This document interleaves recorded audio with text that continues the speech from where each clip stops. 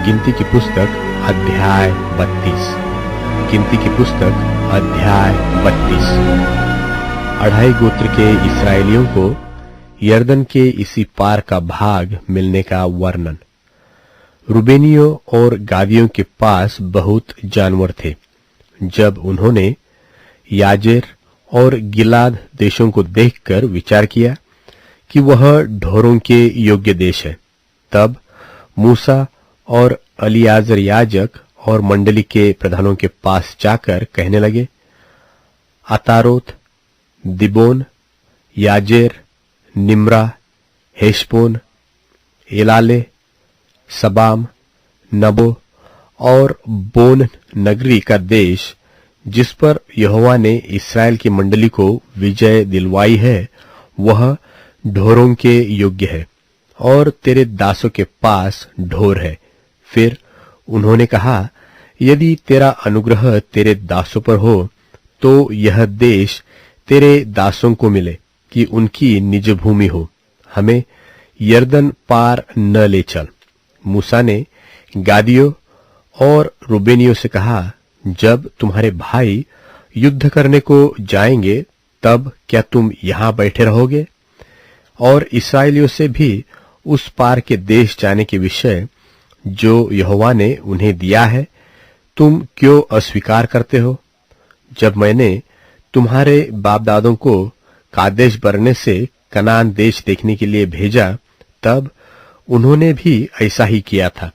अर्थात जब उन्होंने एशकोल नाम नाले तक पहुंचकर देश को देखा, तब इस्राएलियों से उस देश के विषय जो यहोवा ने उन्हें दिया था अस्वीकार कर दिया। इसलिए उस समय यहोवा ने कोप करके यह शपथ खाई कि निसंदेह जो मनुष्य मिस्र से निकल आए हैं उनमें से जितने 20 वर्ष के व उससे अधिक अवस्था के हैं, वे उस देश को देखने न पाएंगे जिसे देने की शपथ मैंने इब्राहिम, इसहाक और याकूब से खाई है, क्योंकि वे मेरे पीछे पूरी रीति से नहीं हो लिए। परंतु यपुन्ने कंजी का पुत्र कालेब और नून का पुत्र यहोशू, ये दोनों जो मेरे पीछे पूरी रीति से हो लिए हैं, तो उसे देखने पाएंगे। सो यहोवा का कोप इस्राएलियों पर भड़का, और जब तक उस पीढ़ी के सब लोगों का अंत न हुआ जिन्होंने यहोवा के प्रति बुरा किया था, तब तक अर्थात 40 वर्ष तक वह उन्हें जंगल में मारे मारे फिराता रहा। और सुनो, तुम लोग उन पापियों के बच्चे होकर इसीलिए अपने बाप दादों के स्थान पर प्रकट हुए हो कि इस्राएल के विरुद्ध यहोवा से भड़के हुए कोप को और भी भड़काओ। यदि तुम उसके पीछे चलने से फिर जाओ तो वह फिर हम सबों को जंगल में छोड़ देगा। इस प्रकार तुम इन सारे लोगों का नाश कराओगे। तब उन्होंने मूसा के और निकट आकर कहा, हम अपने ढोरों के लिए यही भेड़शाले बनाएंगे और अपने बाल बच्चों के लिए यही नगर बसाएंगे, परंतु आप इस्राएलियों के आगे आगे हथियार बंद तब तक चलेंगे जब तक उनको उनके स्थान में न पहुंचा दे। परंतु हमारे बाल बच्चे इस देश के निवासियों के डर से गढ़वाले नगरों में रहेंगे, परंतु जब तक इस्राएली अपने अपने भाग के अधिकारी न हो तब तक हम अपने घरों को न लौटेंगे। हम उनके साथ यरदन पार व कहीं आगे अपना भाग न लेंगे, क्योंकि हमारा भाग यरदन के इसी पार पूरब की ओर मिला है। तब मूसा ने उनसे कहा, यदि तुम ऐसा करो, अर्थात यदि तुम यहोवा के आगे आगे युद्ध करने को हथियार बांधो और हर एक हथियारबंद यरदन के पार तब तक चले जब तक यहोवा अपने आगे से अपने शत्रुओं को न निकाले और देश यहोवा के वश में न आए, तो उसके पीछे तुम यहां लौटोगे और यहोवा के और इस्राएल के विषय निर्दोष ठहरोगे और यह देश यहोवा के प्रति तुम्हारी निज भूमि ठहरेगा। और यदि तुम ऐसा न करो तो यहोवा के विरुद्ध पापी ठहरोगे। और जान रखो कि तुमको तुम्हारा पाप लगेगा।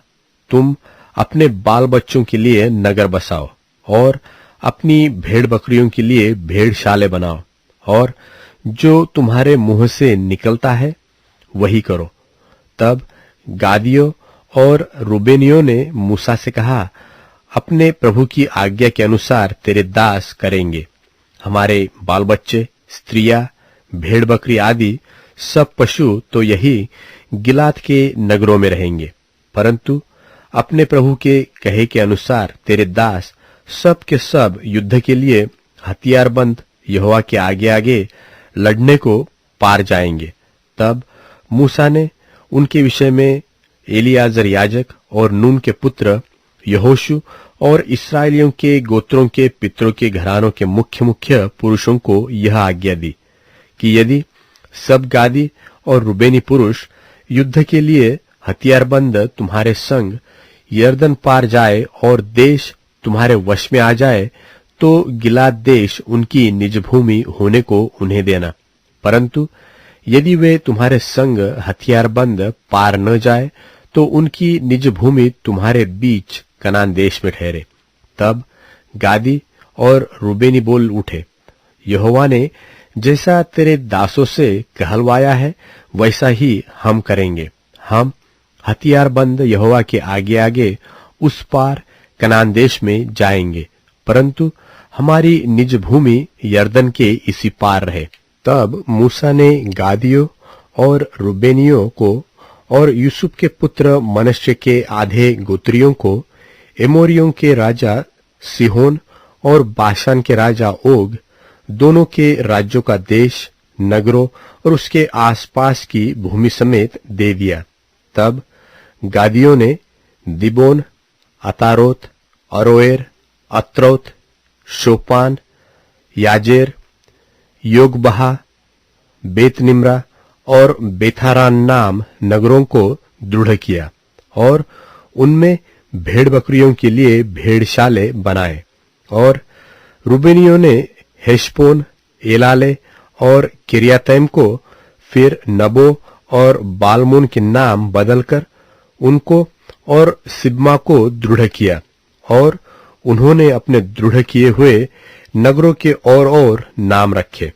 और मनश्शे के पुत्र माकीर के वंशवालों ने गिलाद देश में जाकर उसे ले लिया और जो एमोरी उसमें रहते थे उनको निकाल दिया।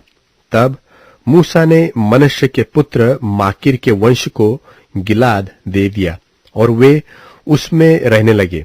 और मनश्शे याईर ने जाकर गिलाद की कितनी बस्तियां ले ली और उनके नाम हब्योत्याईर रखे। और नोबह ने जाकर गांवों समेत कनात को ले लिया और उसका नाम अपने नाम पर नोबह रखा। पर